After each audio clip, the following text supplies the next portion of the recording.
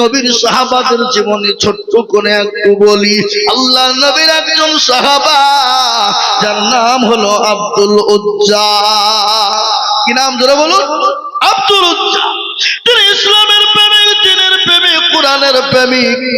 হঠাৎ একদিন চাচাকে ডাক দিয়ে বলেন, চাচা গো, বাপ মারা গেছে, 20 বছরের তরুণ যুবক নওজোয়ান। চাচার কাছে ডাক দিয়ে বলে, চাচা আমি আজকে একটা প্রশ্ন করব। বলে, কি প্রশ্ন? বলে, ওই মোহাম্মদ, আব্দুল্লাহর বেটা মোহাম্মদ লোকটি কেমন? বলে, বড় ভালো। বলে, চাচা যদি ভালোই হয়, দেরি না করে আপনি পড়ে দিন করে লা ইলাহা ইল্লাল্লাহু মুহাম্মাদুর রাসূলুল্লাহ।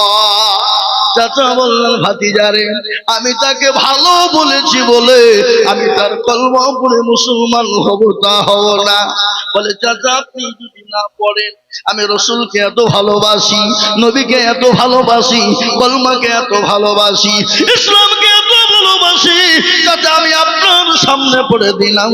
বলে, লা ইলাহা ইল্লাল্লাহু মুহাম্মাদুর রাসূলুল্লাহ। চাচা বলে, ভাতিজা আর পরিণতি কি হতে পারে তুমি জানো? বলে, কি হবে? বলে, জমি ছাড়তে হবে। বলে, রাজি। গাড়ি ছেড়তে হবে। বলে, রাজি। বলে, বাড়ি ছেড়তে হবে। বলে, রাজি। বলে, পরনের পোশাক কার টাকায় কিনেছো? বলে, চাচা আপনার টাকায়।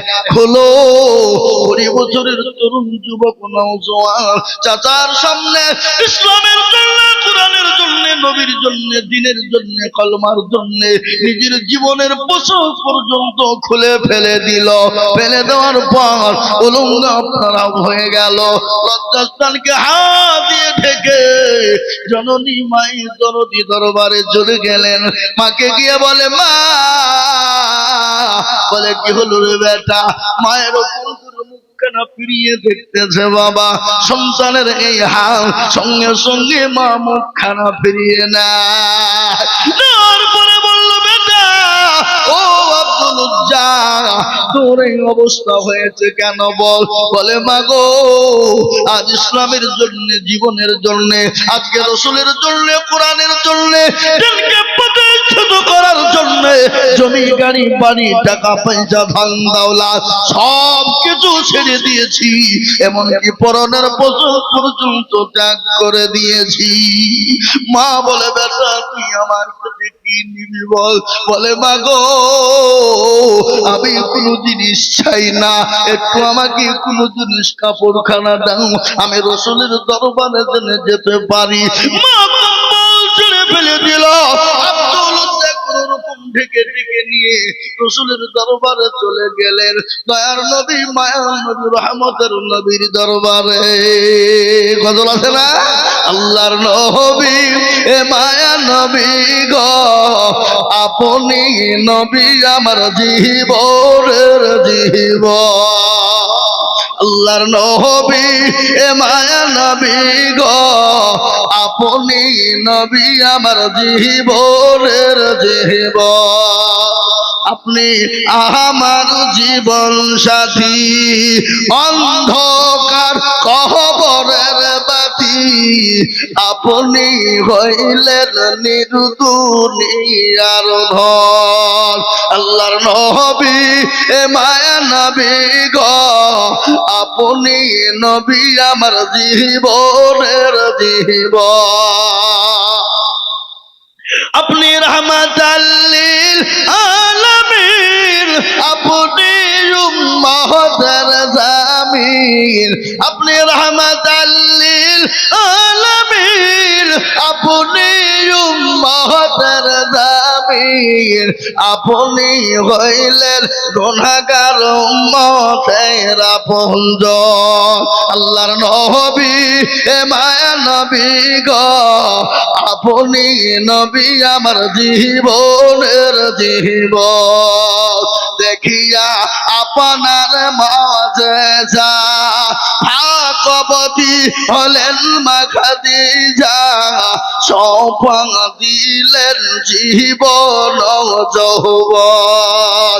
ও মাল দৌলত যা ছিল আপনাকে সৌপা দিল, কল্পনা কে বানাইলো পুঞ্জ আল্লাহর নবী এ মায়া নবী গো আপনি নবী আমার জীবনের জীবন ও মুসলমান দরদি আব্দুল উজ্জাউসকো খুশখবরটাই চলে গেলেন আমার নবী দেখে আর পাও বাড়াইতে পারলেন না নবী বলেন ও সাহাবা দেখো তো বাচ্চাটা কোথা থেকে এসে দেখি তার খবর না সাহাবারা তাকে নিয়ে গেলেন রাসূলের দরবারে নিয়ে গিয়ে পৌঁছাই দিলেন নবী বলেন বাবা তোমার নাম কি কি পরিচয় কি তোমার হাল হকিকত এই অবস্থা কেন বলো বলে নবী গো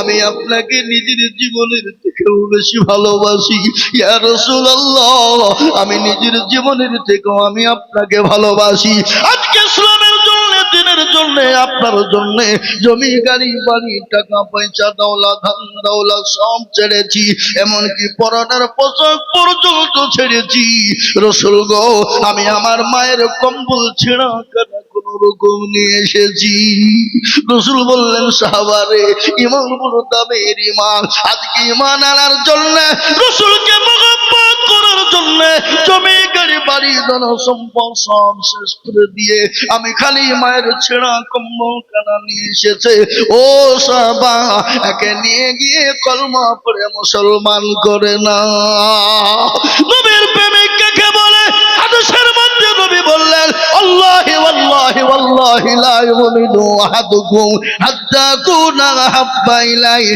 মিন ওয়ালিদিহি ওয়া ওয়ালাদিহি ওয়ান নাসি আজমাইন রাসূলুল্লাহ বলে গেলেন ততক্ষণ পর্যন্ত তুমি মুমিন হবা না মুত্তাকিন হবা না যতক্ষণ পর্যন্ত তোমার নিজের জীবনের থেকে বিবি বাচ্চা জমি গাড়ি বাড়ি ধন সম্পদের থেকে নিজের জীবনের থেকে আল্লাহ তার রাসূলকে না ভালোবাসবা ততক্ষণ পর্যন্ত মুমিন হবা না তাই আমি বলবো ও গরিয়ার পাড়ার মুসলমানেরা নবীর সাহাবারা নিজের জীবনের মায়া করে না সন্তানের মায়া করে না জমি গাড়ি বাড়ি সম্পদের মায়া করে না আল্লাহ তার রাসূলের দিনের জন্য আল্লাহ তার রাসূলের মহব্বতের জন্য তাই আমি আপনাদেরকে বলবো আজকে গোটা ওয়ার্ল্ডের ভিতরে গোটা পৃথিবীর ভিতরে আজকে বেঈমান কাফের মুশরিক ইহুদি নাসারা খ্রিস্টান জৈন বৌদ্ধ ঢম ঢকল মুচি মেথর কলভেল মুচি মুন্ডা যত জাতি পৃথিবীর জমিনে আছে আজকে ইসলামকে মিটিয়ে দেওয়ার জন্য কোরআনকে মিটিয়ে দেওয়ার জন্য নবীর নামকে মিটিয়ে দেওয়ার জন্য আজকে তারা উঠে পড়ে লেগেছে আমরাও বলেছি বেঈমান শুনেলে মুসলমান যতদিন পৃথিবীর জমিনে বেঁচে আছে ইসলাম কোরআন দিন দিনের দায়িত্ব মুসলমানরা নিয়েছে ইনশাআল্লাহ কিয়ামত পর্যন্ত মাদ্রাসা মসজিদ কোরআনকে কেউ শেষ করতে পারবে না একবার হাতটা তুলে দিয়ে আমার আল্লাহকে দেখিয়ে বলুন ইনশাআল্লাহ নামিয়ে দেন হাত কোরআনকে জিজ্ঞাসা করো কোরআন বলে দিল আল ইয়াউমা নাখতিমু আলা আফওয়াহিম ওয়া তুকাল্লিমুনা আইদিহিম ওয়া তাশহাদু আরজুলুহুম বিমা কানু ইয়াকসিবুন কিয়ামতের দিন জবানে তারা মেরে দেবে হাতকে বলবে কাজে ব্যয় করেছিল হাত বলবে আল্লাহ ওই মাবুদপুর জলসায় বক্তা বিদুর বলেছিল কোরআনের প্রেমিক দিনের প্রেমিক নবীর প্রেমিক কারা হাতটা তোলো তারা এই হাতটা তোলার কারণে আল্লাহ জাহান্নামটা হারাম করে দেবে আজ বড় আফসোস রে বাবা আজকে বেঈমানরা কোরআনকে মিটিয়ে দিতে চায় কোরআনকে মিটিয়ে দিতে পারবে না আজকে আপনাদের চোখের সামনে হরিয়ারপাড়া থানার মাটিতে মামদপুর গ্রামে একটা নয় দুটো নয় তিনটে নয় চারটে নয় পাঁচটা কোরআনের হাফেজা হয়ে গেল বেঈমানরা কোরআনের কাগজ ছিঁড়ে ফেলতে পারে পুড়িয়ে দিতে পারে জ্বালিয়ে দিতে পারে কিন্তু ইনশাআল্লাহ যারা এই কোরআন 30 পারাকে সেনার ভিতরে ভরে নিয়েছে এই সেনাকে কেটে ফেলতে পারবে না এই সেনা যতদিন রয়েছে আল্লাহর কোরআন ততদিন রয়েছে আর একবার হাতটা তুলে দিয়ে আল্লাহকে দেখিয়ে বলুন ইনশাআল্লাহ এ মুসলমান, আজ আমি আপনাদেরকে বলবো, বাপরে, আজকে কোরআন যতদিন মুসলমানদের কাছে থাকবে, পৃথিবীর কোন বেঈমানের ক্ষমতা না মুসলমানদেরকে শেষ করে দিতে পারে। পৃথিবীর কোন বেঈমানের ক্ষমতা না কোরআনকে পুড়িয়ে দিতে পারে, ইসলামকে শেষ করে দিতে পারে। তাই এই কোরআনকে বাঁচানোর জন্য আজ আমি মামুদপুর মাদ্রাসার জন্য সংক্ষিপ্ত টাইম বয়ান করলাম। বয়ান করে এই মাদ্রাসার কোরআনকে বাঁচানোর জন্য, আল্লাহর দ্বীনকে বাঁচানোর জন্য, কোরআনকে প্রতিষ্ঠিত করার জন্য, কোরআনকে মজবুত করার জন্য আমি আজিজুল হক আপনাদের কাছে একটু হাত পেতে দেব। আমি সারা পশ্চিম বাংলা না কয়েকটা রাজ্য নিয়ে প্রোগ্রাম করি, মানুষের কাছে লক্ষ লক্ষ করে টাকা চায়। আজকে যেমন নিয়ামত সাহেবের কাছে 1 লক্ষ টাকা পেলাম, আর একজন 15,000 দিয়েছে। আজ আমি আপনাদের কাছে 15,000 1 লক্ষ টাকা চাইব না। আল্লাহর কোরআনের জন্য বহু টাকা বহু থেকে নষ্ট করেছেন, আল্লাহর কোরআনকে বাঁচানোর জন্য। ও মামুদপুরের মাটিতে কোরআনের খেদমতের জন্য এই দান পানিতে পড়বে না, এই দান মাটিতে পড়বে না, এই দান কবরেতে জায়গা হবে, দুনিয়াতে শান্তি হবে, পরকাল আল্লাহ আরশের ছায়া করে দিবে। তাই আমি আপনাদের কাছে একটু হাত পেতে দিব।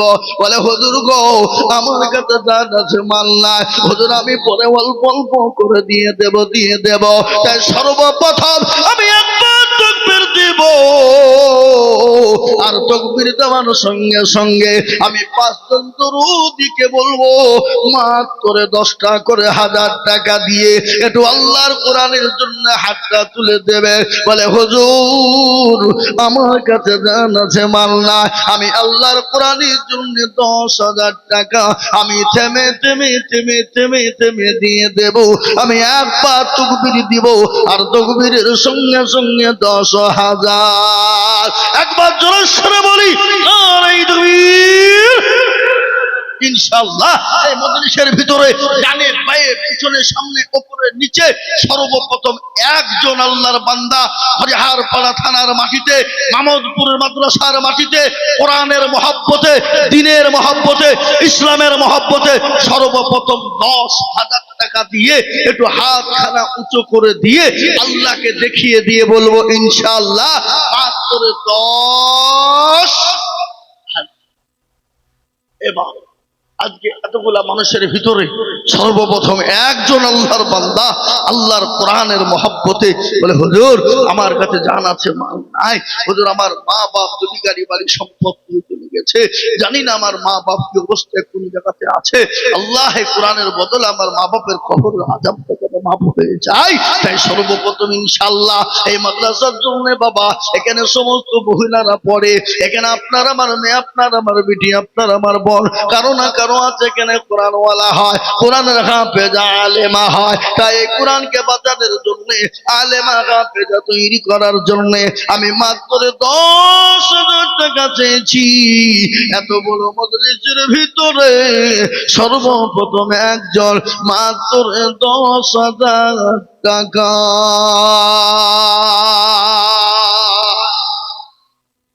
এবার এতগুলা মানুষের ভিতরে একটা আল্লাহর বান্দা সর্বপ্রথমে আল্লাহর কোরআনের জন্য, তার মা অসুস্থ হয়ে গেছে, বাপ অসুস্থ হয়ে পড়ে আছে, মা বাপ কবরবাসী হয়ে গেছে, সম্পদ দিয়ে গেছে, সেই মা বাপের নামে 10,000 টাকার দাতা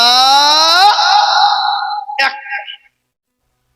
এ বাপ, এতগুলা মানুষের ভিতরে আল্লাহর কোরআনের মহব্বতে 10,000 টাকা দিয়ে সর্বপ্রথমে ইনশাআল্লাহ একটু হাতখানা উঁচু করে দিয়ে বলি হুজুর, আমার কাছে জান আছে কিন্তু মাল নাই, হুজুর আমার কাছে জান আছে কিন্তু মাল নাই। আমি ইনশাআল্লাহ 1 বছরের মধ্যে অল্প অল্প করে দিয়ে আমি 10,000 টাকা শোধ করব।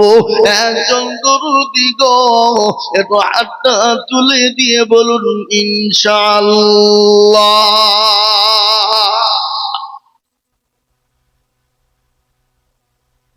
মাশাআল্লাহ। নাজিমউদ্দিন বিদ্যালয় বাড়ি, তিনি 10,000 টাকা দাতা। আল্লাহুম্মা আমিন। একবার জোরে সরে বলি নারে তাকবীর। আর তো জোরে হবে না বাবা, একটু জোর দিয়ে বলি নারে তাকবীর।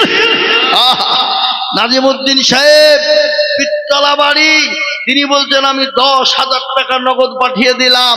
এ দেখেন 10,000 টাকা দিয়ে দিয়েছে। আল্লাহ তুমি কবুল করো। আল্লাহ রবিয়ানা বান্দা নাজিমউদ্দিন ছিল, এ 10,000 টাকা তুমি নবীর ঘরেতে দানিল। এই আরো তো করি আমি বান্দার কারণ দিও গো বান্দা কি তুমি সুখের জীবন। আরো দোয়া করি আমি করি গরবানা নাজিমউদ্দিনকে তুমি গো কখনো ভুলো না। আল্লাহুম্মা আমিন। এ দেখেন 1 নম্বর 10,000 হয়ে গেল। নাম্বার 2, আর একজন দরুদি মুসলমান 10,000 টাকার দাতা হবে না বাপ? রাসূলুল্লাহর হাদিস, নবী বললেন সাদাকু তারাদ্দুল বালা, সাদকা দূর হয়ে যায়। নবীজি বলেছেন অনেকের বাপ অসুস্থ, মা অসুস্থ, ভাই কে গো, এই উঠে গোটা এক ধরে বসন্ত, এই